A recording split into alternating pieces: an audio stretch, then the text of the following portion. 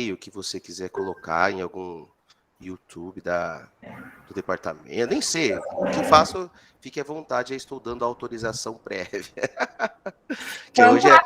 hoje é complicado esse negócio aí de direito de imagem, isso que tá bem complicado isso aí. É, né? Então, o negócio A gente está lidando com coisas que são novas, né? é, Para a gente. Até então a gente não tinha isso, mas que bom que tu autorizou. Então a Fran já, nossa secretária aí, já começou a gravação. Acho que a gente pode começar, né? Se tu... ok, tá, eu vou compartilhar então, porque eu vou compartilhar, na verdade, todo... A Fran está dizendo que a gente vai colocar no YouTube. Eu só vou enquanto tu vai aí organizando o teu compartilhamento. Tu sabe, né? Não sei se tu já usou o Meet. Sim, sim, sim. É no quadradinho ali. É, Tá, é que eu vou compartilhar a tela inteira, porque eu vou muito pro Chrome, depois eu volto para a apresentação, depois eu vou pro Chrome, então não adianta compartilhar acho que uma tela só. tá. Eu acho que vai ficar melhor assim. Enquanto tu vai carregando aí, eu vou fazer a tua apresentação. Tá. Então, pessoal, é uma alegria estar aqui, né, com o professor Ellison. Ele foi meu colega durante o doutorado, né, e hoje cedeu um pouco do tempo dele para vir aqui compartilhar conosco, né, todo o conhecimento que ele já adquiriu na área de mercado financeiro. Então, o professor Ellison, ele tem mestrado e doutorado em Economia Aplicada na Exalc, da USP, né, a USP Campus Piracicaba. Ele foi premiado com melhor tese, dissertação sobre derivativos agropecuários em 2004, né, um prêmio concedido pela BMF Bovespa. Atualmente é professor dos cursos de graduação, MBA, nas áreas ligadas a métodos quantitativos e finanças, né? E atualmente também está trabalhando com crianças, aí, como ele acabou de compartilhar conosco, com educação financeira, né? É autor de livros digitais e impressos, além de cursos online, né? Teve o seu e-book, As 5 Etapas do Planejamento Financeiro, eleito como um dos melhores materiais do gênero pela revista Exame.com. E, segundo as palavras dele mesmo, né, é um eterno apaixonado por aprender e ensinar. Então, Ellison, mais uma vez, muito obrigada aí pelo teu tempo aqui conosco. Fica à vontade para fazer a tua apresentação. Obrigado, Kalinka. Obrigado a todo mundo aí. Está compartilhando tudo certinho aqui, né? Tudo certo, já estamos Ok. dentro. Pois bem, pessoal, então é um prazer estar aqui com vocês para a gente bater um papo sobre investimentos, né? Eu me lembro bem quando eu comecei nessa área na verdade, a minha graduação, deixa eu interromper um pouquinho o compartilhamento. A minha graduação foi em agronomia, né, engenharia agronômica. E daí, da metade para frente, eu comecei só a fazer as matérias de economia do departamento, daí o mestrado e doutorado também foram na parte de economia. E o que eu sentia muita falta quando, obviamente, eu estava numa outra realidade, eu não sei a realidade do departamento de economia aí, mas quando eu estava no departamento de economia lá, eu sentia muita falta de algumas questões mais práticas, né? Eu era doido para saber como que faz para investir dinheiro, como que eu visto no mercado de ações. Lógico, existia a disciplina de mercado de capitais, mas essa é, a maneira como a academia mesmo, isso hoje tende a mudar, eu acho, mas assim, pelo menos na minha época, né, que era 90 e alguma, 96, eu entrei na faculdade, a academia, os professores eram pesquisadores, né, em essência, pouca, esse trânsito com o setor, por exemplo, financeiro, não era tão grande, a não ser com a própria BMF, que depois tinha o CPEA lá, que eles criaram, até o prédio foi a bolsa que teve uma participação lá, mas assim, era difícil encontrar um professor que nos fizesse mostrar, eu tinha um negócio, Kalinka, na minha cabeça, que era assim, eu queria ler jornal, valor econômico e entender, e a pegada era muito mais modelagem, fazer contas, ficar pegando matriz, invertendo matriz, e eu falava, poxa, daí eu fui por conta própria, eu falei, se eu esperar do curso essa questão mais prática, né, eu estava vendo que eu não ia ver em alguma matéria, assim. Aí eu comecei por conta própria, e daí eu me auto-intitulei educador financeiro faz tempão também, porque nem existia isso. Agora tem umas certificações e tal, e comecei a mexer nessa área, com um trabalho bem legal, nesse mundo online. E por que que eu estou falando isso, né? Porque eu acho bacana quando, alguém da universidade aí na pessoa da Kalinka, vem e traz alguém, né, que tem essa visão. Obviamente, você deve ter um monte de palestras aí também, mas é legal trazer essas palestras e uma pessoa que está aí no meio do caminho, né, tanto da área acadêmica quanto dessa área mais aplicada desses conhecimentos. Eu acho que o próprio título acaba trazendo muito disso, né? É difícil alguém que é puramente do mercado financeiro chegar e mandar um título variáveis macroeconômicas, né? A turma não está.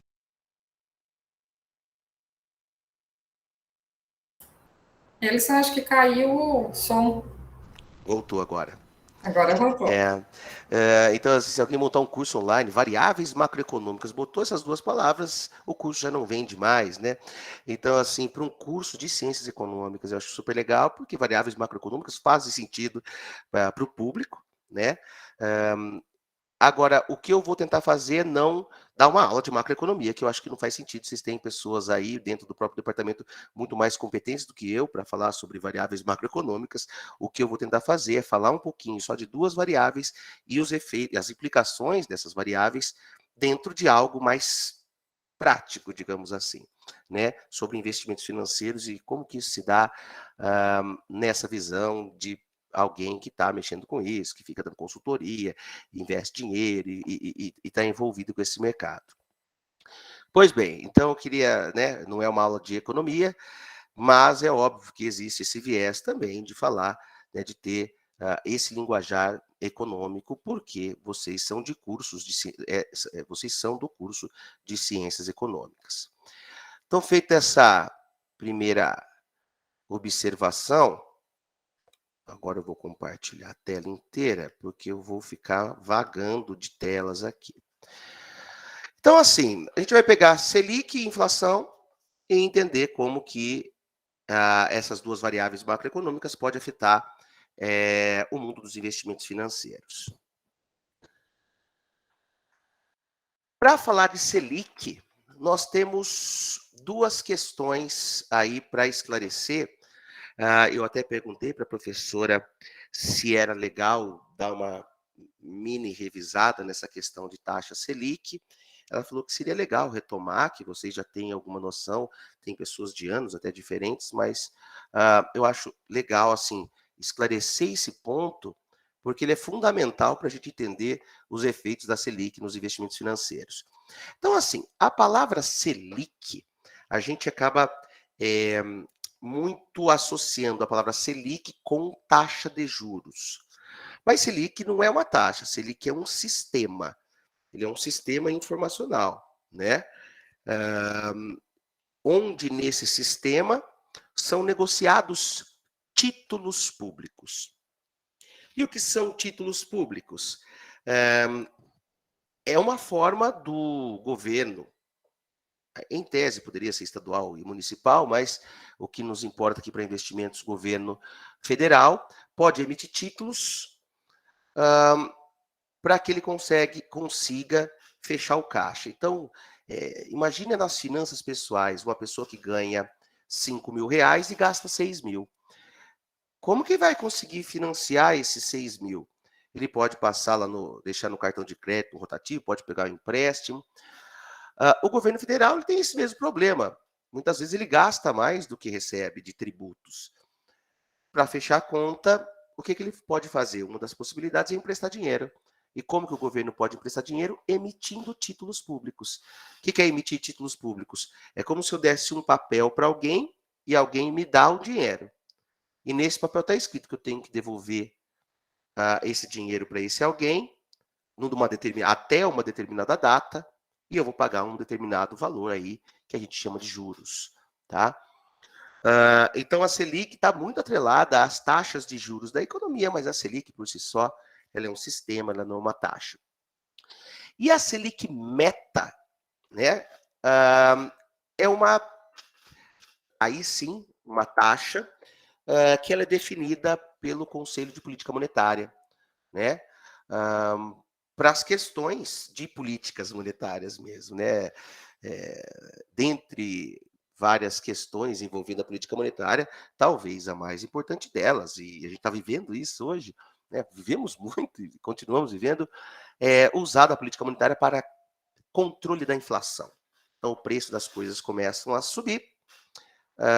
Uma possibilidade é você aumentar a taxa de juros básica, que é essa tal da Selic Meta, que a gente vai falar um pouquinho, para que a gente tente segurar um pouquinho os preços da economia via vários efeitos que essa Selic causa, que eu já vou até comentar alguns aqui com vocês daqui a pouquinho. Então, a Selic Meta, ela não é uma taxa que é realmente negociada no mercado. A Selic Meta, como o próprio diz, eu vou ser extremamente redundante, é uma meta. Então é assim, é o Copom falando para o mercado, olha, nós aqui esperamos que os nossos títulos sejam negociados a uma determinada taxa, e se vocês começarem a fugir muito da taxa, eu, enquanto governo, que sou o maior agente desse mercado aí, vou entrar comprando ou vendendo títulos, tá? Então prestem atenção, não queira sair muito dessa meta, que eu vou lá entrar comprando e vendendo. E aonde essa taxa de juros realmente se dá na prática? Essa taxa de juros a turma chama de Selic Over, tá? Que, sem querer complicar muito, é o seguinte, bancos, né, instituições financeiras, elas precisam, de uma certa forma, todos os dias, fechar o caixa como se fosse no 0 a 0. Então é assim, imagina que eu tenho um determinado banco, que entra dinheiro, tem gente que deposita dinheiro no banco, tem gente que saca dinheiro do banco. Se houver mais depósitos do que saque, eu, enquanto banco, estou com dinheiro sobrando nesse dia. Eu até posso emprestar para algum outro banco que esteja precisando de dinheiro até amanhã. Bancos que tiveram naquele dia mais saques do que depósitos vão precisar emprestar dinheiro. E emprestar dinheiro rápido, com taxa de juros baixa, por curto prazo. É só, assim, para eu fechar, ficar certinho perante a lei lá, que eu tenho que fechar no 0 a 0, para amanhã eu pegar e poder devolver. Tem algumas formas que as instituições financeiras podem emprestar dinheiro no mercado para fechar esse caixa. Duas delas que vão nos interessar muito, uma delas, depois eu até vou falar da segunda, uma delas é emprestar grana via o que eles chamam de operações compromissadas. Basicamente é o seguinte, as instituições financeiras possuem títulos públicos na sua carteira. E elas podem fazer operações, assim, elas nem precisam ter os títulos públicos na carteira. Na verdade, nessas operações, nesse que a gente chama de mercado secundário de títulos, é como se a empresa, o banco, fosse lá, ele pegasse dinheiro emprestado, ele dá títulos públicos dele, e amanhã para quem ele prestou devolve o título e ele devolve o dinheiro que ele prestou mais um pouquinho de juros. Esse pouquinho de juros, como que, da onde eles acabam? Isso é uma negociação entre os bancos. Parece um empréstimo, mas na verdade é uma operação de compra e venda. Assim, eu compro, é como se eu vendesse título com a obrigação de recomprar esse mesmo título amanhã, né? E como que eles chegam, em qual taxa? Então, quanto vale isso? Como as operações têm como lastro títulos públicos, eles acabam usando a Selic Meta, tá? Porque é o mercado secundário e o governo está lá, ele pode fazer essas mesmas operações para manter a Selic Over, que é aquela Selic diária, todos os dias sai um valor de Selic. E o que acaba acontecendo é que essas operações entre bancos de empréstimo, entre bancos que são lastreadas em títulos públicos, elas acabam ficando muito perto da Selic para um dia. Basicamente é assim. Suponha que a Selic seja 10% ao ano. Então, essa taxa over de um dia, ela vai ser muito próxima a essa taxa de 10% ao ano, transformado em taxa diária. Acredito que muitos de vocês já fizeram matemática financeira, que a gente aprende a fazer equivalência de taxas, né? Então, eu pego 1 mais essa taxa anual, elevo lá 1 sobre 252 dias úteis e transformo a taxa anual numa taxa diária. Então, os bancos emprestam um para o outro, o custo de oportunidade do dinheiro de um banco emprestar para outro é a Selic de um dia. É a anual transformada em Selic diária. Então, veja, o governo, né, o Tesouro Nacional, o Copom, institui a meta. O Banco Central, que é o executor, fica lá olhando. Será que eles estão cumprindo a meta nesse mercado secundário, que é onde esses títulos estão sendo transacionados? E a média dessas operações de um dia acaba sendo a Selic Over. Por que eu estou falando isso? A Selic Over acaba sendo até um pouquinho mais baixa do que a Selic Meta, e é ela que vai remunerar as nossas aplicações financeiras que vão seguir a Selic. Não é a meta, é a Selic Over. Tá? Então, se eu faço uma operação, invisto meu dinheiro, e o meu dinheiro vai render Selic. Todos os dias, o meu dinheiro vai subir essa Selic de um dia mais a over, que é essa operação feita entre bancos. Tá? Então, dentro do sistema Selic, eles controlam essas operações compromissadas e sai uma média das operações e eles publicam no final do dia, olha, a Selic over de hoje foi tanto, que é sempre muito parecido a 252 avos, obviamente que elevado, né, da Selic Meta, que em geral a turma trata de Selic Meta em bases anuais. Né? Hoje a Selic está em 9 ponto, não sei, 9,75, acho que está. Tá ok? Então, é essa diferenciação de taxa Selic, que em geral a gente acaba nem se importando com isso, mas para investimentos financeiros é o que há, porque é a Selic Over que acaba corrigindo a remuneração quando eu invisto dinheiro em um investimento que renda Selic. Bom, vamos dar uma olhada, então, como que está o histórico da Selic nos últimos anos. Tá? Eu estou abrindo aqui, agora a Kalinka só me diga se vai abrir o site aqui do Banco Central. Sim, já. Ok. Já Esse é um estamos site, aqui. esse é um site muito legal para vocês conseguirem consultas de variáveis macroeconômicas, que vai fazer um trabalho e tal, que é um sistema do Banco Central que ele tem os dados que eles chamam aí de séries temporais, né? Dados diários de variáveis macroeconômicas, tem um montão de coisas, muito mais coisas do que até eu conheço, e a gente vai falar um pouquinho só da Selic. Então, eu posso buscar por código, por fonte, blá, blá, blá.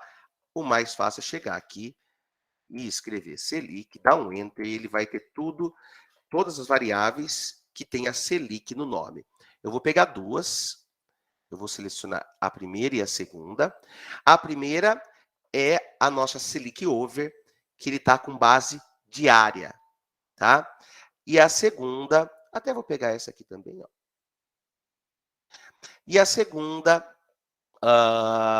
é a Selic Meta, tá? Definida pelo Copom, perfeito?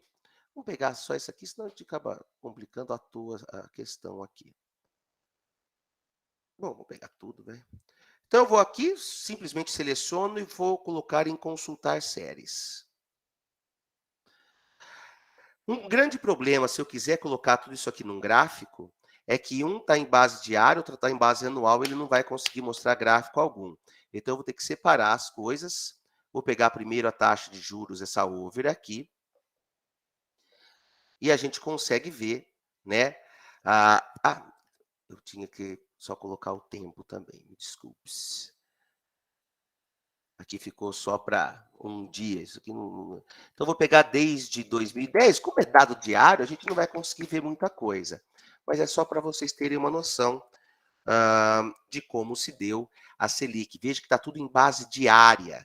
Então, a gente não pode a não ser que a gente transformasse tudo aqui em base anual, que é aquele outro gráfico acaba fazendo, tá? Então tá aqui, né,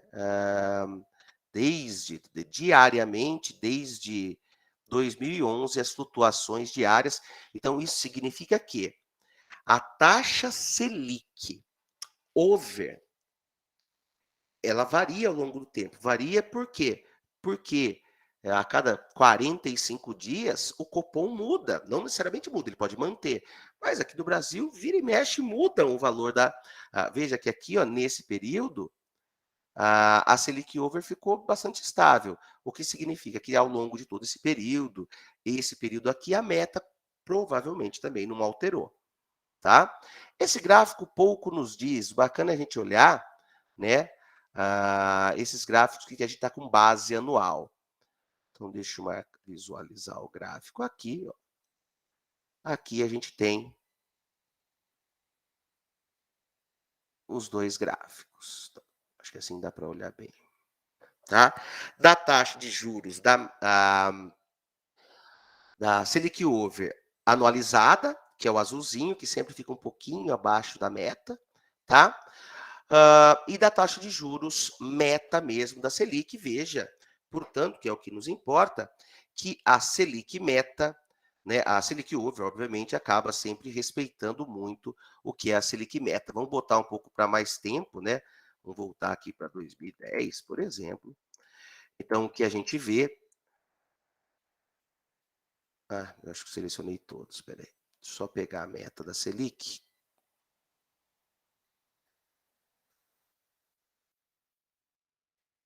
Eu poderia ter pego todos esses gráficos e colocados para vocês nas apresentações, que é isso que eu costumo fazer nos meus cursos. Mas aqui, como a gente tem aluno de graduação, eu quero fazer esses passos. Acho que é bacana, né, Kalinka?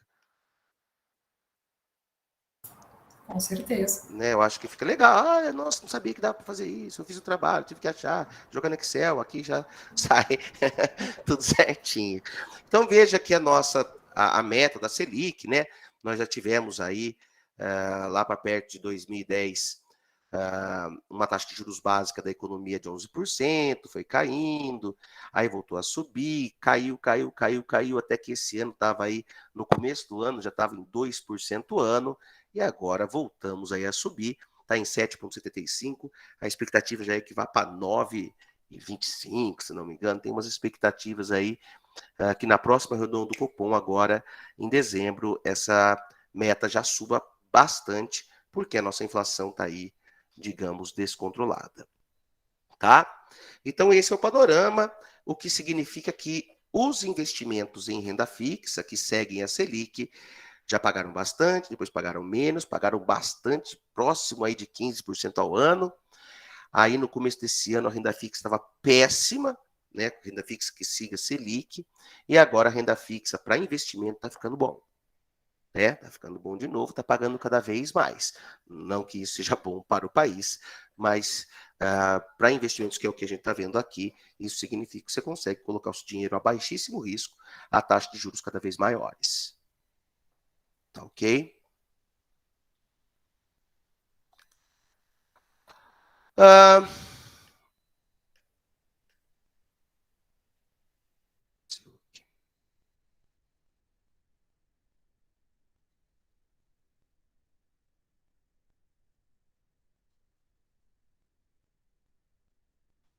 Eu travei ou não? Não, né? Não. Tá. Não sei por que o PowerPoint não está funcionando aqui. Deixa eu ver.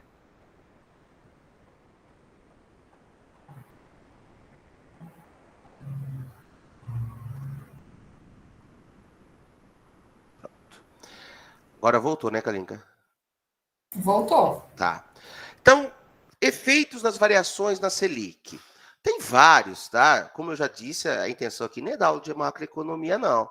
Mas, assim, tem efeitos, interfere na taxa de financiamento e empréstimo. Então, por exemplo, quando a meta da Selic aumenta, lógico que as negociações lá da Selic Over entre bancos também vão acompanhar a Selic meta, e isso traz reflexos na vida prática, porque quando você vai financiar alguma coisa ou emprestar dinheiro, os juros vão ficar mais caros, porque o setor financeiro vê que se a taxa básica está aumentando, a taxa que eles vão repassar para os clientes também vão aumentar. Interfere, obviamente, em crescimento do PIB, né? A intenção de aumento da Selic é você diminuir o crescimento do PIB de uma certa forma para segurar a inflação. E o que nos interessa mais é que variações na taxa Selic, na meta, acabam afetando as nossas aplicações em renda fixa, sejam aquelas de títulos públicos, sejam aquelas de títulos privados, até mesmo a caderneta de poupança, ela é afetada pela taxa Selic. Até a regra da caderneta de poupança é afetada. Nós estamos nesse momento de transição. A Selic está em 7 e alguma coisa. Se ela realmente for para 9, a maneira como a caderneta de poupança vai ser calculado, o rendimento da caderneta de poupança vai ser calculado, vai mudar de novo, tá? Isso é uma regra já de 2012, tá? Quando, acho que era governo Dilma, chegou a 7,5% a meta da Selic, caiu bem, a poupança começou a ficar muito competitiva frente a títulos do governo, que para o governo, para a emissão de títulos é ruim. Aí, no próprio governo Dilma, mudaram a regra da poupança. Quando a Selic estiver muito baixa, para de ser 0,5% mais TR, porque daí ela fica, como ela não tem imposto de renda, ela fica super competitiva, e vira 70% da Selic. Tá? Então, é bem possível que, se a previsão do mercado se confirmar, já no finalzinho desse ano, a caderneta de poupança volte a render 0,5% mais TR, e não mais 70% da Selic.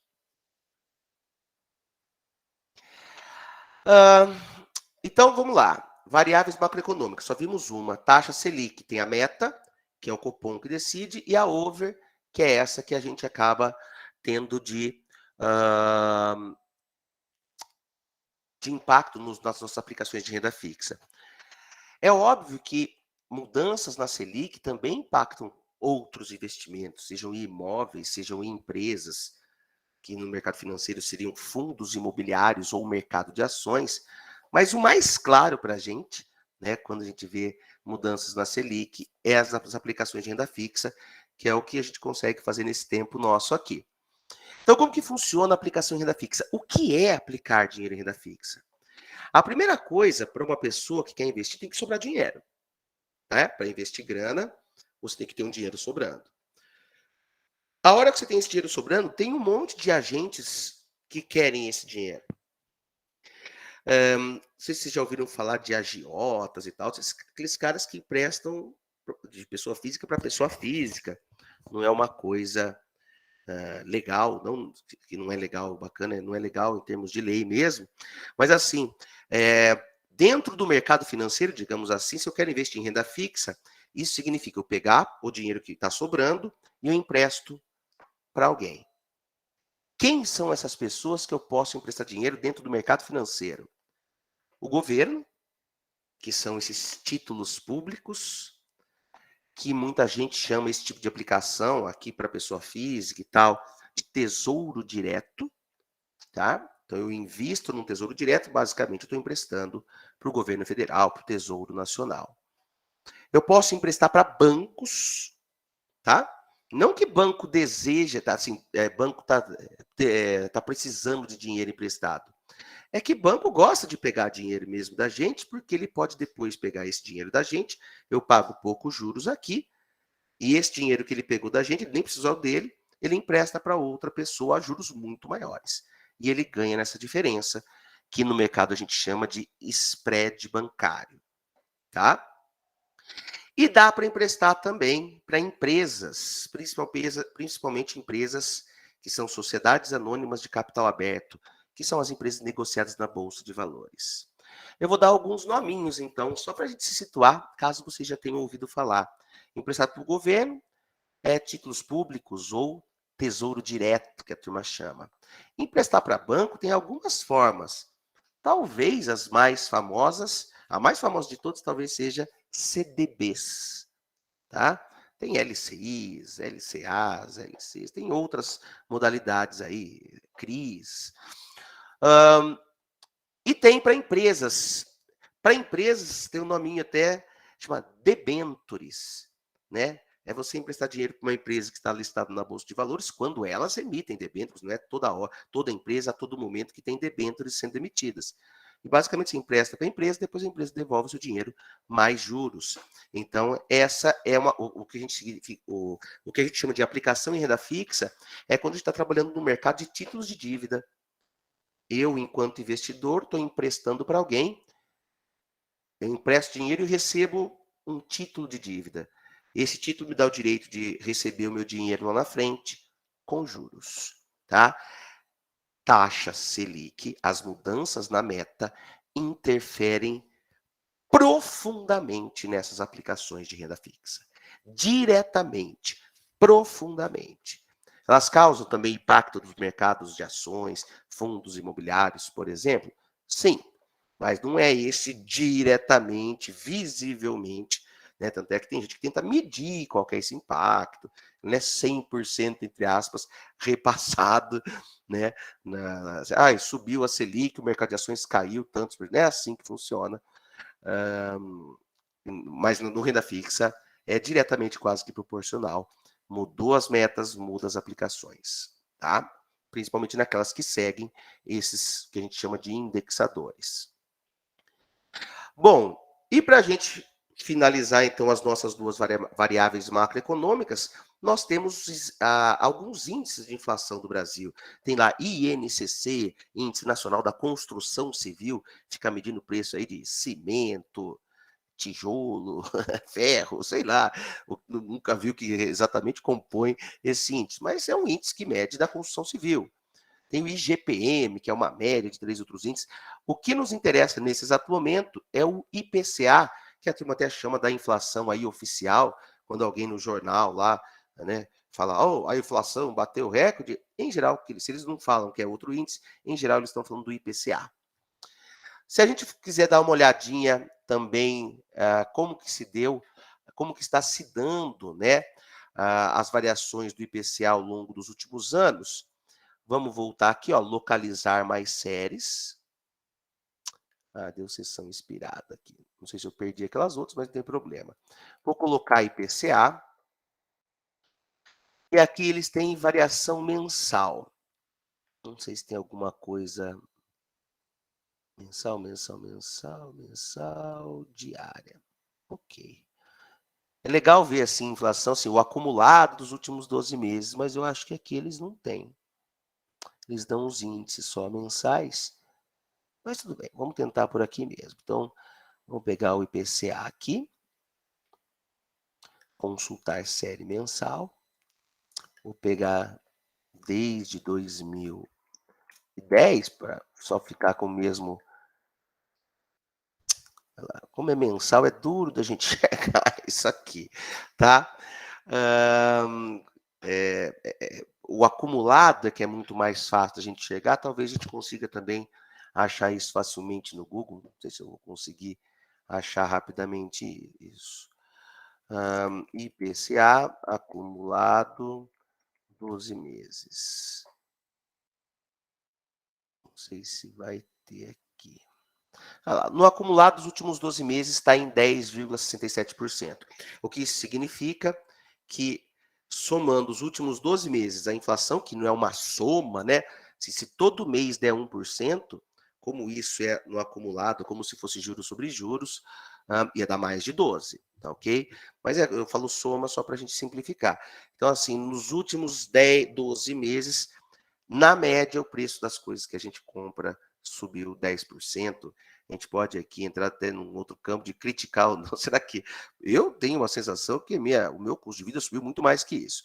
Mas isso é o que a gente tem, pelo menos, para as questões de investimentos financeiros, é o IPCA, que é muito utilizado, e eu vou mostrar isso como dentro de renda fixa. Não sei se vai ter alguma série histórica aqui. Não. Bom, mas hoje está em 10%, é por isso que a taxa Selic está subindo, para ver se traz esse valor de inflação para. Acho que a meta do governo, do cupom para a inflação é algo em torno de 4,5%, se não me engano, né? Podendo variar um pouquinho para cima, um pouquinho para baixo. Mas também 10%, poxa. Então, tem que baixar bastante, né, o ritmo de subida dos preços para a gente voltar para a meta.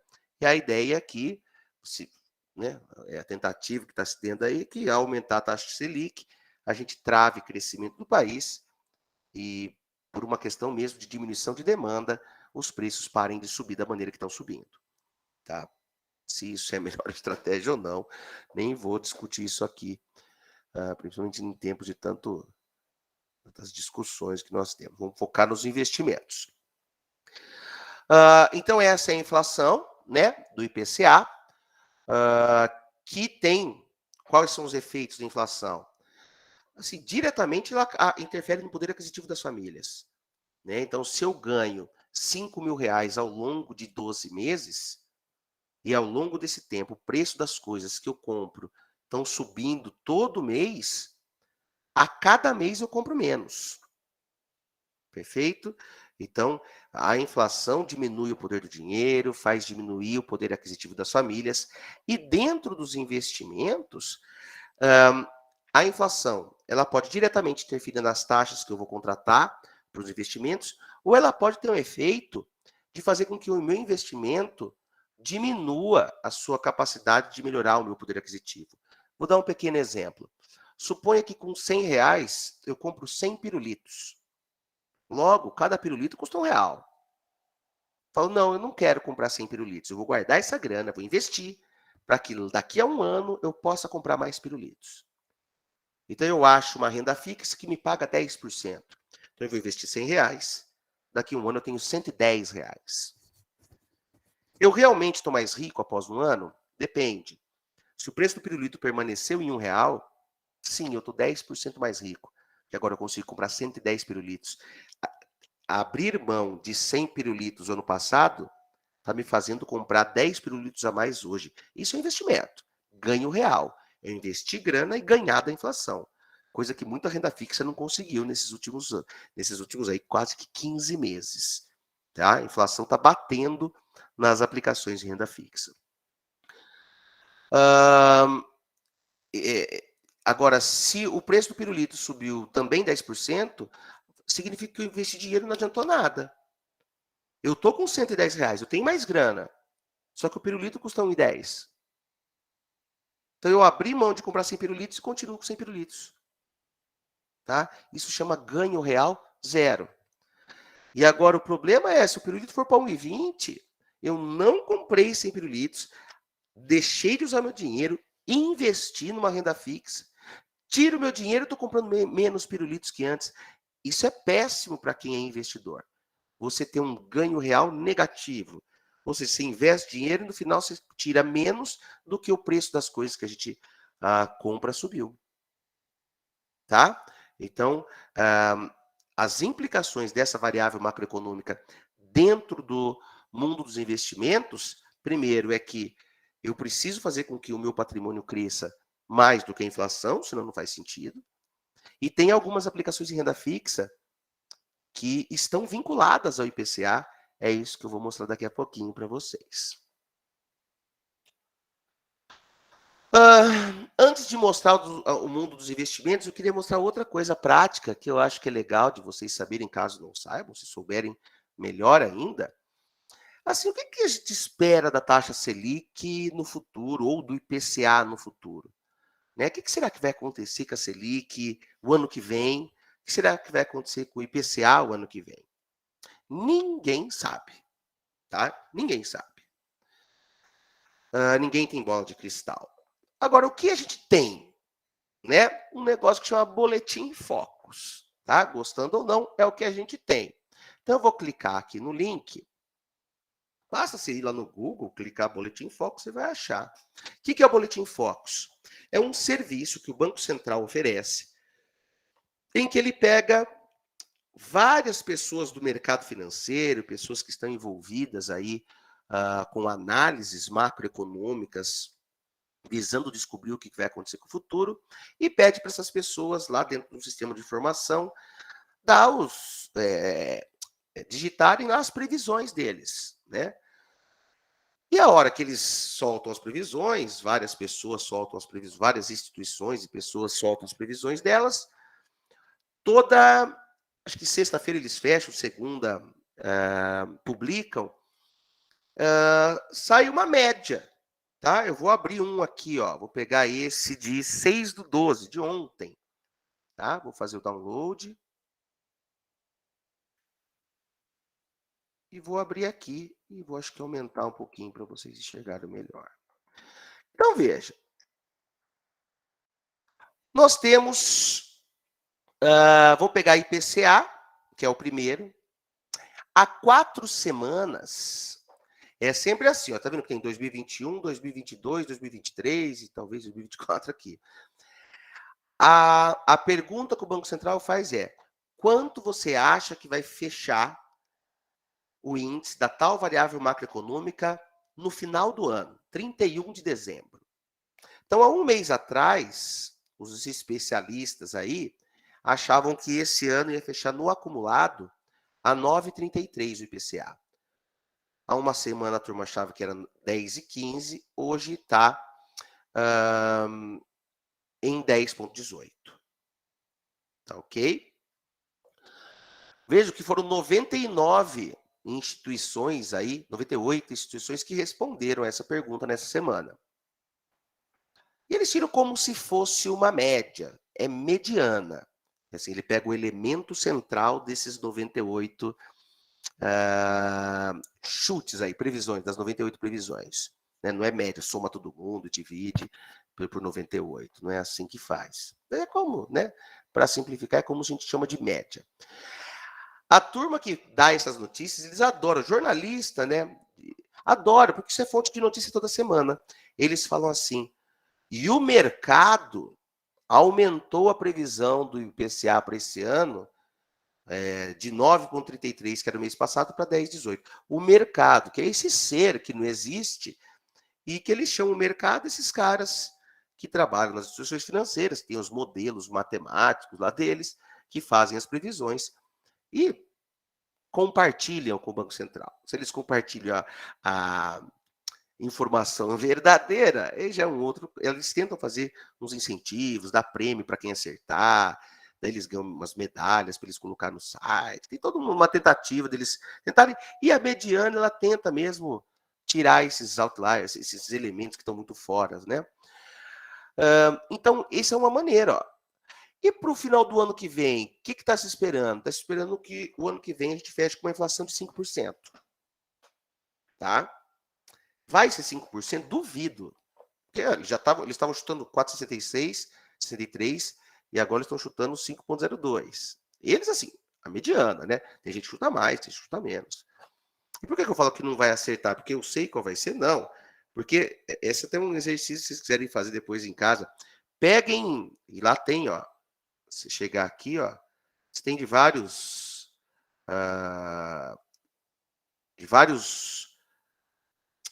toda a série histórica de boletim. Então, você pega uma de 2 anos para trás e vê se eles estavam acertando que a gente vai fechar o ano com uma Selic de 9. Não, erraram. Isso aí, mas é o que a gente consegue ter, tá, pessoal?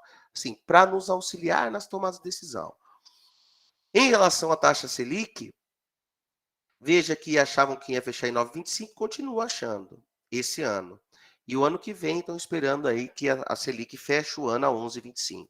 Já aumentaram aí em 0,25 pontos percentuais do mês passado para esse. Qual que é a consequência disso? Eles estão achando que a inflação volta para a meta, próximo à meta, mas olha o PIB. Esse ano estão esperando aí 4 e pouco de crescimento, o ano que vem tem gente chutando que vai ser negativo. Porque com Selic alta, você trava o crescimento do país mesmo. Tá? Essa é a expectativa do mercado. Pode ser que isso tudo seja diferente ao final do ano que vem. Em geral, é mesmo. Né? As informações vêm vindo, eles vão recalibrando o chute deles. Mas eu acho que é uma fonte de informação super legal, né? De vocês terem esse conhecimento e de talvez até utilizar para você justificar algum ponto de vista ou algum relatório, uma apresentação. Tá? Eu acho legal isso para alunos aí de ciências econômicas. Agora eu quero mostrar para vocês efeitos práticos, né, de Selic e IPCA em investimentos de renda fixa. Em relação a títulos públicos, que a gente acaba chamando assim, esses títulos são negociados no sistema Selic, mas para a gente, pequeno investidor, é muito mais simples a gente acessar esses mesmos títulos públicos via Tesouro Direto, que é uma parceria do Tesouro Nacional com a B3, que é a Bolsa. Eles separam um pouquinho de títulos e, acho que não dá 1%, eles separam e dão para a B3 poder fazer essas negociações dentro desse sistema, que já fica um tesouro que a gente pode aplicar diretamente, sem precisar ser via fundos de investimentos, por exemplo. Bueno, dá uma olhada aqui nos títulos públicos. O que são títulos públicos? Eu empresto dinheiro para o Tesouro Nacional, e o Tesouro Nacional vai me devolver esse dinheiro com juros depois de um certo tempo. Então, olha os títulos que nós temos. Primeiro, pré-fixados. Quando que ele vai vencer? Ele vence, tem títulos que eu posso investir hoje dinheiro, você pode investir para vencer em 2024, 2026, até 2031. Tá? E hoje as taxas negociadas de títulos pré-fixados são essas. Se você achar, né, se você olhar na sua bola de cristal e achar que para 2024, ou para 2026, ou para 2031, essas taxas estão boas, você pode escolher um desses títulos e investir seu dinheiro. Tá ok? Isso aqui não é Selic. Isso aqui é uma expectativa do mercado de quanto vale esses títulos hoje. Lógico que a expectativa que eles têm em relação à Selic é que acaba sendo uma das grandes matérias-primas para o mercado chegar nesse valor aqui, que é decidido aí via mercado mesmo, né? Mas isso aqui é uma expectativa. Tá? No começo do ano, esses mesmos títulos estavam sendo negociados a 6, 7, 8, foi subindo, bateu 12, agora está voltando para 11, 10, tá ok? Então, nós temos títulos pré-fixados, que são expectativas do que, né, que dentro desse valor aqui, está embutida a expectativa de qual vai ser a taxa Selic meta, por exemplo, ou a over, né? Nos próximos anos, o quanto é justo eu pagar, dada toda essa incerteza do que eu não sei o que vai acontecer com a taxa Selic, por exemplo, para 2031. A turma não sabe o que vai acontecer em 2022 com a Selic, quanto mais para 2031, na média, né, de todos os anos. Temos títulos que a gente pode investir sem ser pré-fixado, sem ser conhecendo a taxa de juros. A gente pode investir em Selic, que aqui é aquela Selic Over mesmo, né? É a Selic Over. Eu invisto na Selic Over e ele paga até um spreadzinho aqui positivo atualmente. Então, ele vai pagar todo ano a Selic acumulada do ano, mais esse 0,1 aí. Tá? Que vai dar muito próximo a Selic Meta. Tá ok? Então, eu consigo remunerar o meu capital muito próximo a Selic Meta. E nós temos um terceiro tipo de título, que são Tesouro IPCA. É um tipo de título que o Tesouro Nacional vai te devolver uma porcentagem mais a inflação acumulada, tá? Até vários vencimentos. Esse tipo aqui de título tem para vencimento até 2055. Tá ok? Tem várias particularidades. Esses ativos são marcados a mercado, eles possuem umas volatilidades muito doidas, mas eu acho que agora isso não faz sentido, que a gente está até terminando o nosso tempo combinado. Então, eu consigo investir meu dinheiro já acertando qual é a taxa de juros, pré-fixados. Vou seguir a Selic, pós-fixados, indexados a Selic. Ou posso me proteger da inflação, em que eu vou ganhar com certeza um valor percentual acima da inflação, que o índice é o próprio IPCA. Um segundo exemplo de títulos privados, eu peguei aqui do BTG, tá? E aqui no BTG a gente tem vários títulos privados, como por exemplo CDBs, LCAs, LCIs, LFs, LCs e tal. Vou pegar o CDB, que é o mais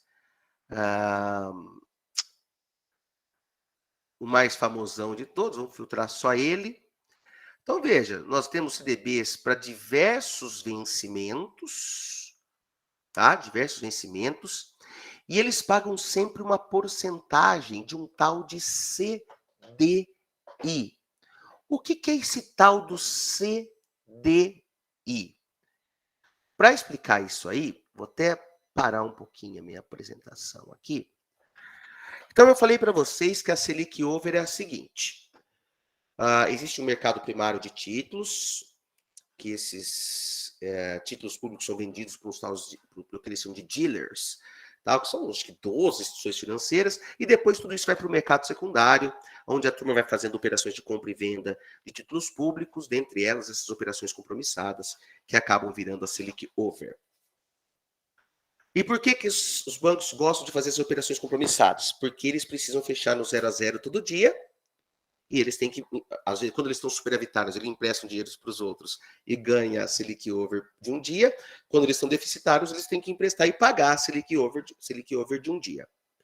Outra fonte de dinheiro que os bancos têm, que daí não é mais no sistema da Selic, tá? É em outro sistema, que aí só participa banco mesmo, aí não tem nada de intervenção de Banco Central comprando e vendendo títulos para manter Selic em meta. Um outro sistema que banco tem para emprestar dinheiro um para outro é através desses títulos que eles denominam de CDIs, Certificados de Depósitos Interbancários.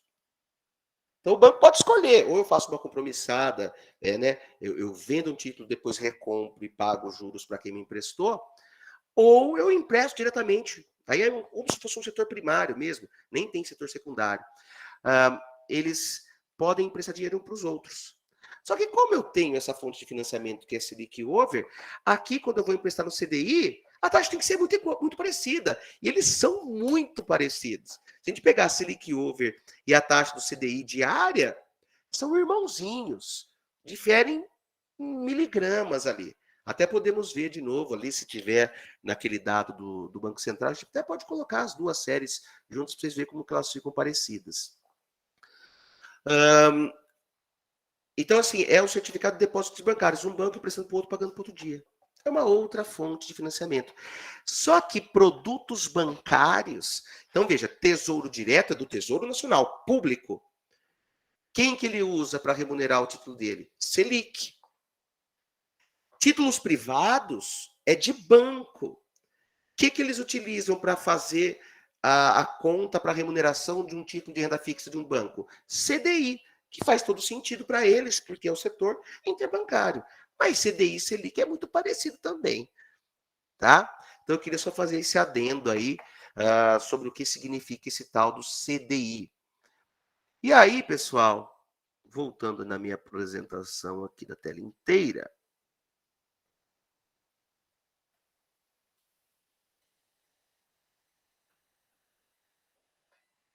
se a gente olhar aqui os CDBs, eles pagam porcentagem do CDI. Então, veja, se eu tiver um CDB que paga 100% do CDI, é como se eu tivesse investido num tesouro direto que paga 100% da Selic. Tá? E aí que a gente começa a ver, tem um lá que está pagando 200, um banco, 200% do CDI. Tem uns lá só para 3 meses e até 10 mil reais, mas tem. Vocês vão ver um monte aí pela internet, quem acompanha. 200% do CDI. Poxa, é muito melhor do que um tesouro direto que paga 100% da Selic. Pagando o dobro aí, né? Então, é assim que funciona. Você tem vários títulos, tá? Você tem títulos aqui, ó, tipos. Você tem CDBs, deixa eu botar todos aqui. Você tem, por exemplo, todos. Achei que ia ter vou botar todos, porque eu tinha feito uma pesquisa agora, de pouco tinha pré-fixado. Então, tem pós-fixados de várias formas, tá? Pode ser pós-fixados em geral, SDI, mas você consegue encontrar CDBs que pagam um valor mais IPCA. Deixa eu ver se eu acho que o da Ecoval deve ter. É um banco menor.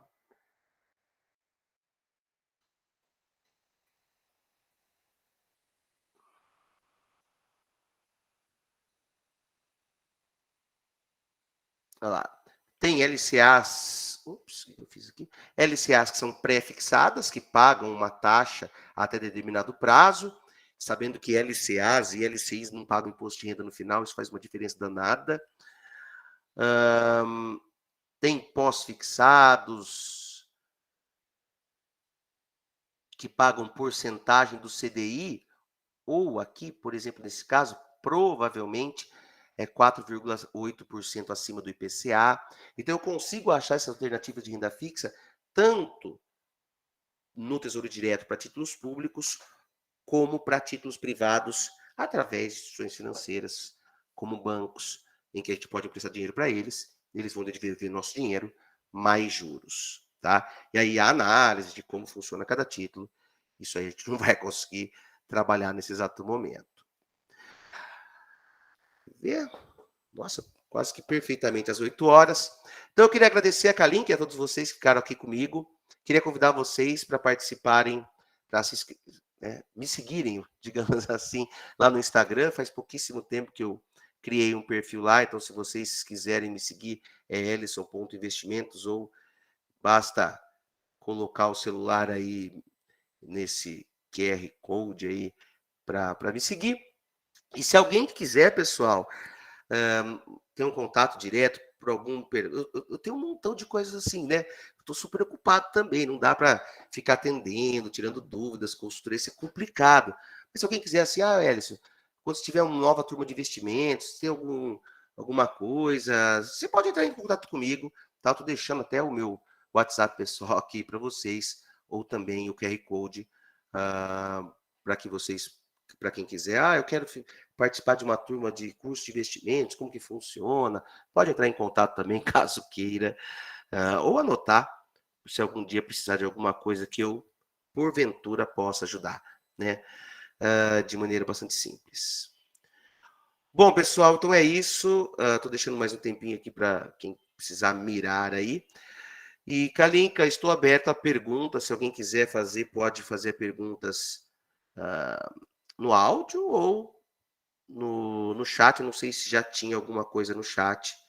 Se a pessoa quer fazer, estou aberto aí às perguntas. É isso aí, pessoal. Se vocês quiserem tirar alguma dúvida ainda com o professor Ellison, fiquem à vontade, tá? Tanto para abrir o microfone, perguntar, ou se vocês quiserem colocar no chat aí, a gente lê a pergunta.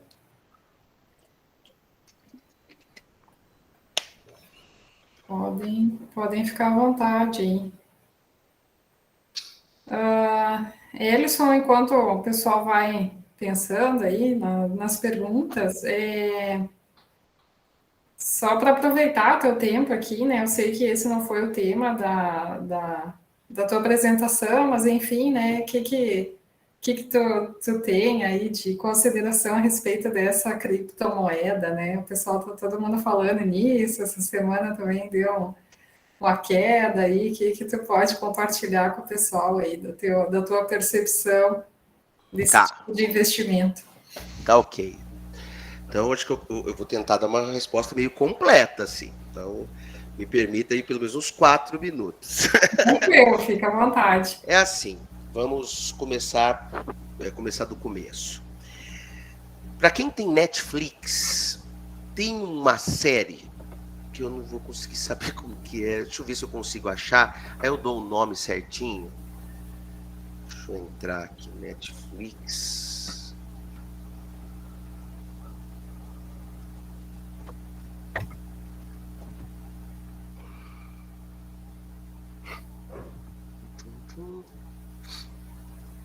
Tá, chama Explicando Dinheiro. Explicando 3 pontinhos dinheiro.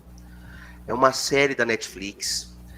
E se não me engano, o segundo episódio, ele traz um negócio super legal. Assim, eu acho que é uma maneira mais tranquila e suave da gente colocar os pingos nos is, que eu vou tentar resumir aqui. É assim, nós, enquanto seres humanos, e não é só brasileiro, não, seres humanos mesmo, temos uma vontade danada de descobrir alguma coisa que vai nos dar muita grana, tá? Depois que passa um tempo, a gente passa dos 40, a gente vê que isso não existe assim, de uma maneira que você não corra um risco imenso. Então, assim, a primeira questão é, nós temos essa vontade de achar uma fórmula de ganhar dinheiro fácil e rápido. Como todo mundo tem vontade de emagrecer rápido, falar inglês rápido, aprender coisas rápidas, tocar violão rápido. Quando as pessoas que trabalham com marketing percebem que existe essa fragilidade ou esse anseio, os caras caem matando, né? Então, assim, esqueça um pouquinho de criptomoedas, eu vou chegar lá. Mas, assim, muitos dos golpes que a turma aplica, e esse episódio dessa série do Netflix traz um montão de coisas que eles citam até criptomoedas, né? O quanto a turma é suscetível a ser enganada, porque é uma coisa que elas querem, e segundo, a depender da maneira com que a pessoa faz, e a turma está fazendo cada vez mais bem feito, conhecendo muito como o nosso cérebro funciona, a hora que você termina de ver um anúncio desses, você fica com aquela sensação, será que eu vou ser a única pessoa idiota do mundo que não vou entrar nessa? Né? Essa é a sensação que dá. E eles pegam isso e te jogam em promessas de ganhos extraordinários. Algumas vezes isso é um golpe, então você vai e vai perder a grana, porque os caras fazem esquemas, ou de pirâmide, ou Ponzi, ou pump and dump, tem um monte de jeito aí que a turma faz esquema para você perder dinheiro e com certeza, né? Te promete uma coisa muito boa, você entra, depois você vê que não é, e a turma até que fica com vergonha de contar que entrou, tem um monte de gente que perde dinheiro e não conta. Né? Por quê? Porque tem vergonha daquilo que fez. E aí, até essas pessoas que praticam golpes não são pegas porque tem pouca denúncia. Mas voltando aqui, né? Então tem essa questão. Existe esse anseio por ganhar dinheiro fácil e rápido.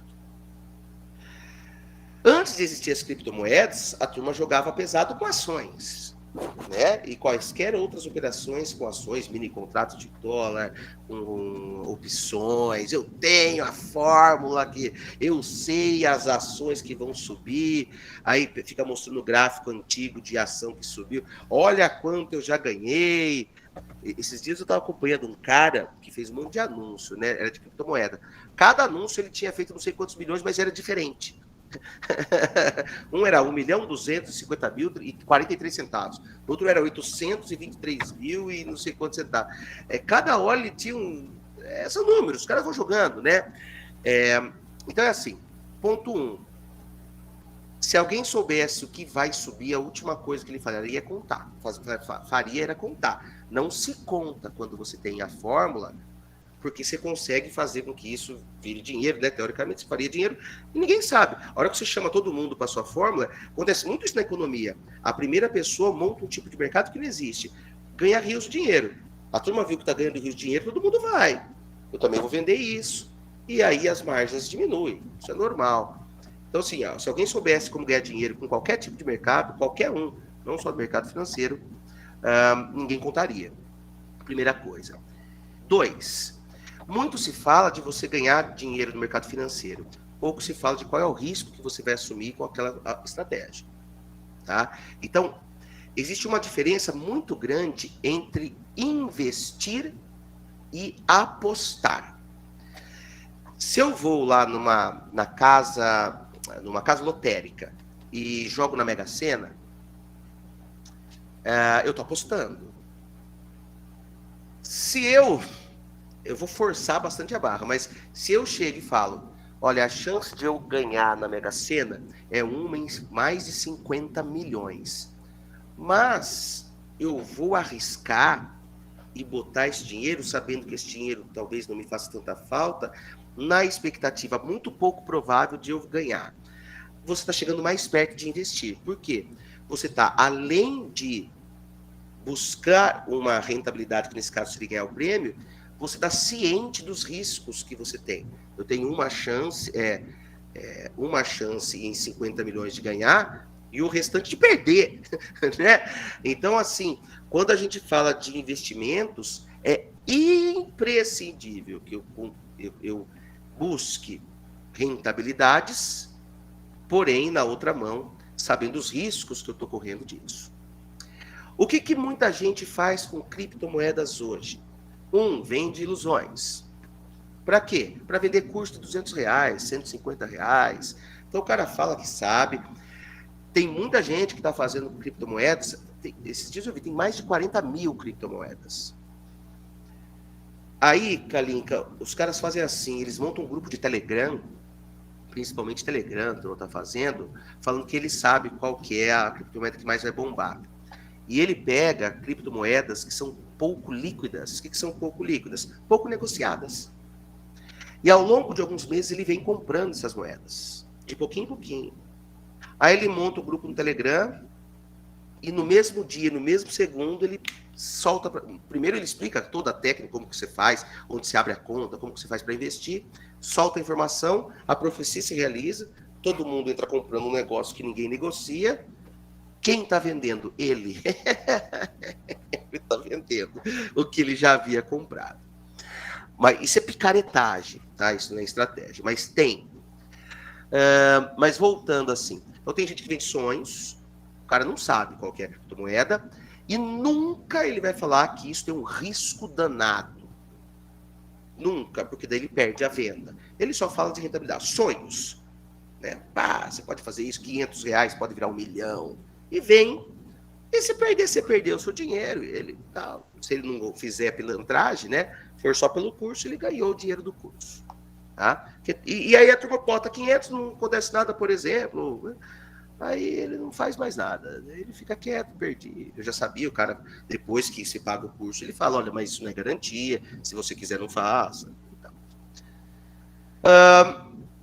Então, assim, você é contra investir em criptomoeda? Não, eu sou contra apostar em criptomoeda. Né? Você chegar, pegar um dinheiro, colocar torcendo, porque você ouviu um cara falando que aquilo vai subir. Você aposta. Né? Você é contra investir em criptomoeda? Não. Se você tiver uma carteira diversificada, pegar parte dos seus investimentos para diversificar e colocar em criptomoedas, de uma maneira consciente, sabendo dos riscos, mas que aquilo é só uma fração de todo o seu patrimônio, não vejo problemas. Hélio, se você investe em criptomoedas, não. Acho super complicado. Até hoje eu não entendi esse negócio direito. E eu pego o negócio do Warren Buffett, coisa que eu não entendo, eu não aplico. Então, sabe, eu não tenho mais ilusões. Vou investir, vou fazer milhão. Eu não tenho essas coisas, sabe? Mas você viu o que aconteceu? Eu vi tanta coisa que aconteceu, né? Magazine Luiza, se tivesse comprado em 2011, vendido há 2 anos, há 1 ano atrás, você tinha feito um estrago de ganhar dinheiro. Aquelas empresas X do Ike Batista, se você não tivesse entrado, era muito melhor, porque elas quebraram. Várias coisas a gente já viu, né? Agora, o que vai acontecer no futuro não tenho a mínima ideia.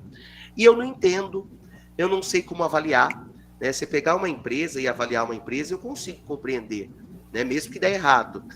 Você fazer lá um fluxo de caixa, traz para valor presente, faz o tal do valuation, ou até aquelas análises gráficas malucas que a turma gosta. Até entendo. Existe uma empresa ali. A criptomoeda, assim, eu não consigo entender. Eu gosto assim, quando eu vou comprar uma ação, eu não faço muita análise. Eu falo assim, eu conheço a empresa, eu compro, eu gosto. E meu último crivo é, eu acho que ela vai estar ganhando dinheiro daqui uns 5 anos. Se a resposta for sim para um monte de perguntas que eu faço, eu invisto. E eu não sei nem se vai subir realmente. Mas eu tento comprar bons ativos, uma boa empresa. Eu não consigo ter clareza se a Bitcoin vai existir daqui, pegando um Ethereum, sei lá, daqui 5 anos, eu não sei. Eu não tenho a mínima ideia. Então eu particularmente não curto, tá? Mas não é que eu seja contra, tá ok? Tem gente que tá ganhando dinheiro, tem gente que tá apostando, tem gente que tá investindo, tem de tudo aí. Desculpa, mas eu quis dar uma resposta mais completa aí. Não, tranquilo, deu tempo, inclusive, para o pessoal aí organizar as perguntas. Eu vou ler elas aqui, né? A primeira pergunta é da Amanda. Primeiramente, obrigada pela apresentação. Por conseguinte, o senhor acredita que a Bolsa pode se recuperar no próximo ano, apesar de ser um período de instabilidade no Brasil? E aí o Matheus, né, continua aqui. Deixa eu vou vir primeiro com a Amanda. Ah, ele completou da Amanda? Tá. Isso, ele disse que é um adendo. Apenas colocando um adendo na pergunta da Amanda, como o senhor acredita que a alta da taxa Selic pode afetar a volatilidade no mercado, levando em conta a atual tendência da alta dessa taxa? Aí tu vê, Ellison, se quer responder as duas juntas? Ou... Amanda, você está me ouvindo? Responde um sim aqui no chat. Amanda, posso fazer uma piadinha? Só se você me permitir. Ok, Amanda, eu vou pegar uma bola de cristal aqui. Pronto, está aqui minha bola de cristal. Eu vou passar a mão aqui. Porque é assim, Amanda. Você acredita que a Bolsa vai se recuperar? Ninguém tem essa resposta. Você tem pessoas que falam, né? O cara vai lá na CNN, na Globo News, na Bloomberg, o cara é um bonzão lá, economista, sênior de não sei de onde, daí pergunta, ele responde. Segundo as nossas previsões, sim ou não, né? Existe muito trabalho acadêmico mostrando os caras, principalmente o trabalho dos americanos, né? Eles pegam, assim, previsões, os caras já fizeram de tudo, previsões, analisam, dá tudo errado. Assim, é a mesma coisa de jogar uma moeda para cima. E eu jogar a moeda para cima, se der cara, eu vou responder para a Amanda que recupera, se der coroa, eu falo que não, né? A chance vai ser muito próxima a isso, da gente acertar. Então, assim, Amanda, o mais importante que eu vejo quando a gente pensa em investimentos é a gente tentar se desvencilhar, né? Tirar da gente a tentativa de adivinhar o que vai acontecer no futuro e buscar administrar riscos. Vou dar exemplos para tentar deixar mais claro isso. Eu vou sair, o tempo está meio nublado, aí eu vou decidir se eu levo ou não um guarda-chuva. E aí você faz umas contas, vê... não fica tentando apostar, veja quais são. Poxa, se eu voltar molhado é péssimo, eu posso... Então leve o guarda-chuva. A administração de risco vai dizer assim, se a situação de chuva for muito danosa... Não, mas eu gosto de voltar na chuva, não tem problema. Então não leva. Se chover, você volta na chuva, tranquilo. Você volta para sua casa, troca de roupa, toma um banho quente, tudo bem. Quando faz seguro de carro, você não sabe se você vai bater o carro. O que você faz é administrar o risco, você faz o seguro, talvez. Mas assim, ao longo da vida, em tese, é para você perder dinheiro quando você faz seguro do carro, né? Porque se a seguradora está lucrando, significa que, na média, a gente está pagando muito mais do que usa o seguro. Mas, poxa, e se roubarem meu carro? Eu sou um só. Na média, eu não tenho média, eu tenho meu carro. Se eu perder meu carro tudo de uma vez, eu não consigo comprar outro, então eu faço. Tá? Então, o que a gente tem que tentar fazer, aprender, isso é talvez um conselho mesmo, eu provavelmente sou mais velho que você, é assim, desencana de tentar descobrir o que vai acontecer com o futuro. O que você tem que fazer é administrar riscos. E administrar riscos significa obter o maior número de informações para tomar uma decisão, ter consciência dessa decisão, ciência das consequências daquela decisão. Então, você está fazendo a faculdade de economia e está em dúvida se você vai para a área financeira ou se vai para a área acadêmica. Essa decisão ela tem que ser baseada não no que você acha que... será que a área acadêmica vai dar mais grana ou será que a área financeira vai dar mais grana? Não é por aí, tá? A gente tentar descobrir qual que vai ser a melhor formação para mim. Você vai ter que tentar buscar o maior número de informações para tomar aquela decisão que administre melhor os riscos e as consequências daquilo que você vai decidir hoje, ou daqui a pouquinho, na hora que você se formar. Ou agora mesmo, que você vai ter que começar a estudar e fazer estágio, talvez, em lugares que você pretende trabalhar no futuro. Então, assim, descobrir futuro não está com nada. porque isso é angustiante, você se frustra, e no mundo dos investimentos, isso só traz uma das consequências mais devastadoras que eu conheço, que é a pessoa se envolver emocionalmente com o dinheiro. A pessoa começa a se envolver com os investimentos. O dinheiro deveria servir apenas para te dar mais liberdade, e não para te dar chateação. Então, se você administra riscos e vai, ó, eu comprei bons ativos, com base nas informações que eu tinha, era isso, diversifiquei minha carteira, comprei ativos diferentes, e estou seguindo, tentando melhorar meu patrimônio através da estratégia XYZ, que é o que eu consigo fazer. E é isso que dá, e vamos viver, né? O que vai acontecer com a Bolsa.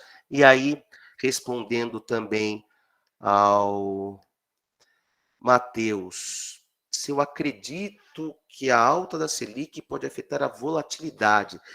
É que assim, eu não conheço nenhum trabalho, assim, né, aquelas coisas mais acadêmicas, que relaciona mudanças da Selic com volatilidade. Porque volatilidade é como que vai se dar o comportamento, né? O que acontece em geral é que altas de Selic fazem o mercado de capitais caírem. Tá? É uma regra, mas, poxa, se o país não está crescendo, as empresas que estão nesse país, provavelmente também não. Então a turma sai do renda variável e começa a colocar a juros, que é muito menos arriscado, e te dá uma taxa de juros alta, sem precisar correr risco algum. Então tende a diminuir. Agora, em termos de volatilidade, que é o quanto aquilo, né, vai para cima e para baixo, eu desconheço, pode até existir, se Selic está relacionado à volatilidade. Mas a queda do mercado, assim, ao desinteresse do mercado de capitais, mercado de ações, sim. Né? Taxa de juros alta, a turma não está muito afim de ficar arriscando para ganhar quase a mesma coisa, com risco lá em cima em ações. Professor, o senhor me ouve? Ou sim. Eu quero fazer uma introdução sobre a minha pergunta. Em março de 2019, o governo federal aprovou uma PEC de incentivo ao crédito. Basicamente, se tu pesquisar isso, eu estou no site da Câmara dos Deputados agora, a lei número 14.257-21. O que basicamente essa lei faz é selecionar um subgrupo de indivíduos, que aqui no site diz que tem faturamento de até 4,8 milhões de reais, e permitir que esses indivíduos ofereçam crédito para, digamos, baseado no imposto de renda que eles têm. Eu li brevemente aqui numa notícia, em dados de 2018, segundo estimativas do governo federal, então não necessariamente isso é verdade, né? Essa lei poderia ter gerado 20 bilhões em crédito consignado por um determinado setor lá, o que representava cerca de 12% do crédito total desse setor. Então, a minha pergunta ela é, digamos, o que o senhor enxerga... Jean, eu achei que você ia perguntar o que eu faço com meus 5 milhões, mas pode continuar. O que o senhor tem a falar sobre essas leis que regulamentam crédito hoje em dia? Porque a gente sabe que tem muita gente que empresta dinheiro e isso é criminalizado hoje, né? O crime de agiotagem. Inclusive, você pode ir preso por até 8 anos fazendo isso, né? E tem muita gente querendo investir, digamos, dinheiro na forma de empréstimo para outras pessoas de maneira segura, só que eles não podem fazer isso dado que eles não são assegurados pelo Banco Central, né? Como são as nossas instituições bancárias. Só que tem muita gente querendo investir, tem muito crédito parado e as pessoas não podem fazer isso. O senhor acha que isso poderia representar um impacto numa queda de juros, talvez, se essas pessoas pudessem fazer isso e não fossem impedidas? Uau, é muito além do que eu realmente acho que posso responder, assim, né? Mas vamos lá. Assim, a questão da agiotagem, a gente prestar dinheiro, é que assim, deixa eu ver como que eu posso formular, porque não é uma coisa que eu já tenha pensado muito, assim, viu, Jean? Mas, assim, eu acho assim,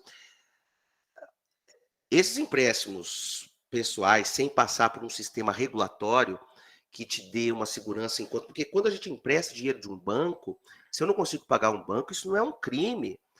E é um problema do banco que não analisou o meu perfil de crédito, que, né, analisou mal. Tem muito banco que é assim, vai emprestando. Por quê? Porque o gerente vai empurrando dinheiro para a empresa ou para a pessoa física Aí ele ganha promoção porque ele bateu a meta dele, o próximo gerente que entra não consegue pegar o dinheiro de tudo que ele emprestou. Tem muito negócio disso. Então é legal que você tenha um tipo de regulação para esse setor de crédito, que passa, nesse nosso caso, aqui, obrigatoriamente pelo Banco Central. Agora, qual seria o verdadeiro impacto de grandes fortunas poderem, de forma legal, via mercado financeiro, emprestar diretamente para o consumidor final?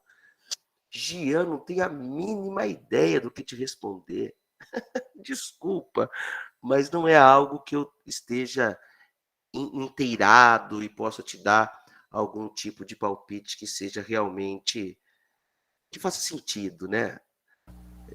Não tem problema, professor. Realmente foi uma pergunta bem específica. Eu só achei impressionante o fato de que só 3 setores podiam representar, sabe, tamanha parcela do mercado de crédito. Tinha que ver se esses caras iam querer fazer isso. E eu acho que eles só gostariam de fazer isso se a taxa fosse boa. Eu não sei, eu tenho minhas dúvidas se cairia a taxa de crédito, sabe assim? Você está aqui, Gian, eu tenho 10 milhões e quero pegar 1 milhão meu e quero emprestar. Eu posso emprestar para o Tesouro Nacional, eu consigo hoje, em final do ano, eu vou conseguir 9% ao ano. Eu posso emprestar para um banco menor, certamente eu vou conseguir uma taxa muito superior à do Tesouro Nacional. Por quê? Porque, em geral, as taxas vão ser mais altas quanto maior o risco. Então, se eu empresto meu dinheiro para o Tesouro Nacional, como eu tenho quase 100% de certeza que o Tesouro vai me pagar, né, porque ele é o maior agente, o maior player do mercado aí, eu posso exigir uma taxa de juros menor. Se eu emprestar para um banco que eu acho que pode quebrar, esse banco vai ter que me pagar muito mais do que o Tesouro Nacional. Se eu for emprestar para uma pessoa física de classe C, D, E, eu vou querer muito mais do que de um banco. E aí eu não sei, né? Tenho dúvidas, não sou conhecedor de mercado, se isso iria baratear, né? Agora, se for consignado para funcionário público, que daí o seu risco de não recebimento é bem menor, e isso representar um plus para o investidor que quer botar uma parte em renda fixa, mas assim, baratear, eu não sei não. Talvez deixar o rico mais rico só, né? Ao invés do banco ganhar dinheiro, agora o rico, que não é banco, também consegue ganhar dinheiro emprestando para o cliente final. Não sei. Desculpa, não... acho que a Ingrid está levantando a mão. Isso, professor. Então, eu queria tirar uma dúvida a respeito de como, eu não sei se você vai saber, óbvio, como fazer o cálculo para o CDI. Por exemplo, eu sei que o CDI ele é mais ou menos 80% da taxa Selic. Não, é quase igual. Vamos achar aqui, já te mostro já. Mas pode continuar. Tá, e aí eu levo sempre em consideração, eu estava levando em consideração que era meus 80%, né? Então eu nunca invisto em nada que seja abaixo de 100% do CDI. Sim.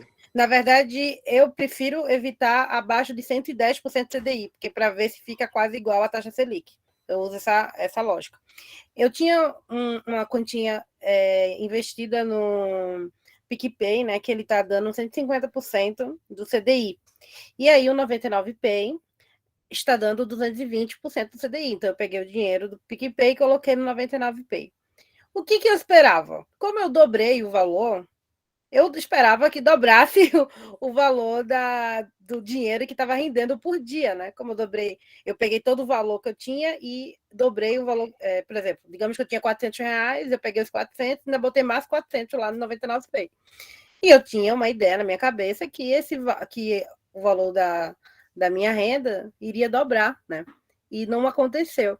E aí eu comecei a pesquisar na internet como é que eu sei o valor que deveria ser. Eu queria calcular, eu queria saber quanto vale 220% do CDI de R$800. Eu queria saber esse valor, queria saber se eu não estou sendo enrolada, entendeu? Tá, e eu não achei na internet. Tá, é difícil de achar. É assim,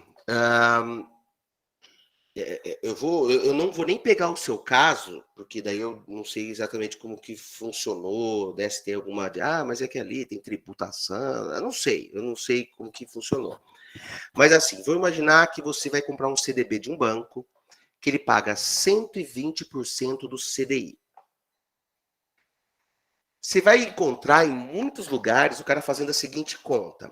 Se a Selic se o CDI em um ano render 10%, significa que essa aplicação vai render 12%.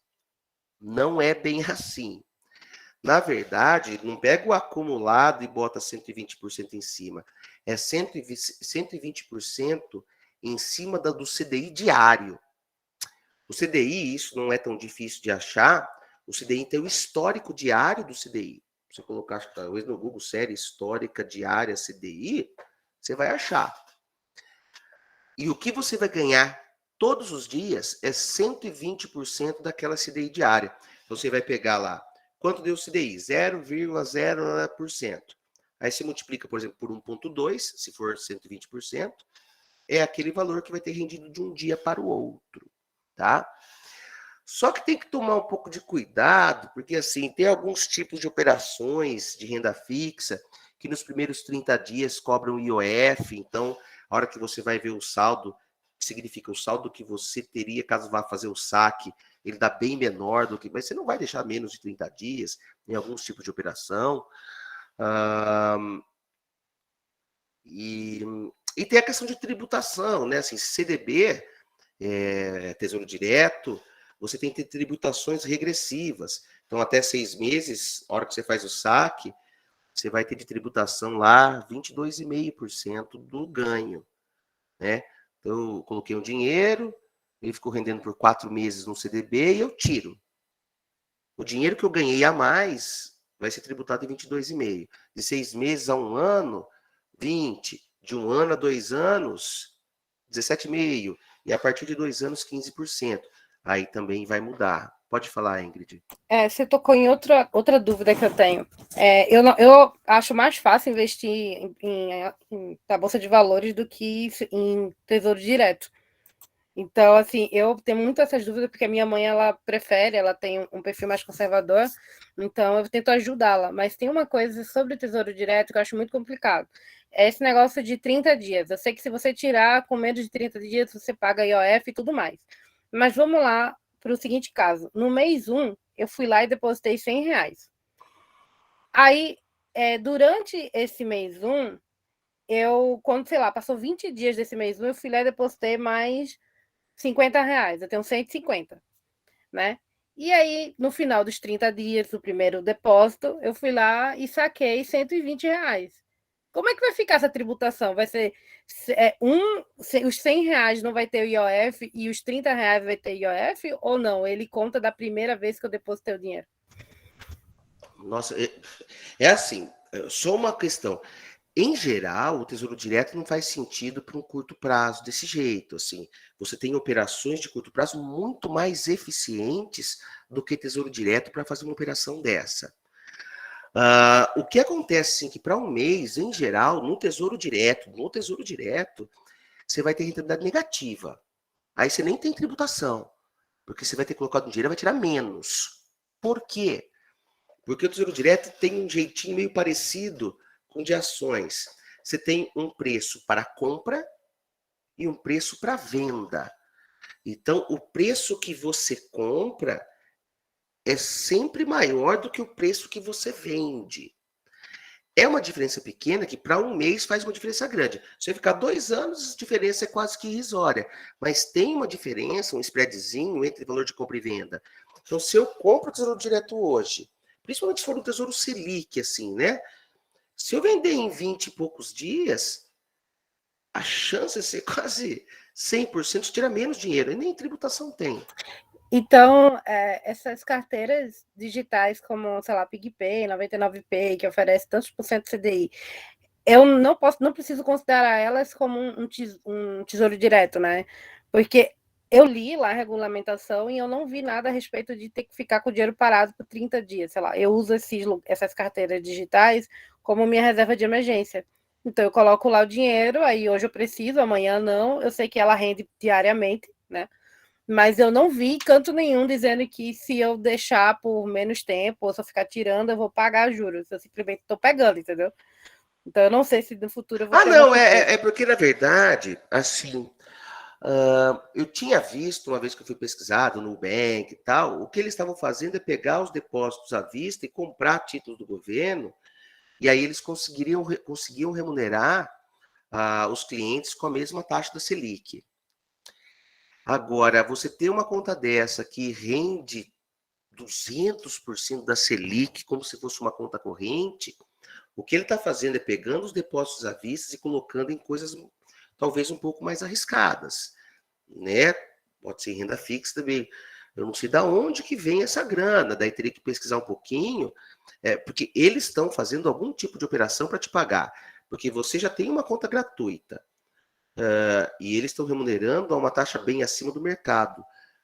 Precisa ter clareza da onde que está vindo essa grana dos caras, que tipo de operação que eles estão fazendo para poder te repassar essa O rentabilidade, que né? eu andei pesquisando é que algumas carteiras digitais fazem isso só para chamar, para atrair. O PicPay, por exemplo, começou com 200%, caiu para Ah, tá. Então é, 150%, é dinheiro deles e mesmo, é é dinheiro investimento, deles, é né? dinheiro deles. E agora está em 120.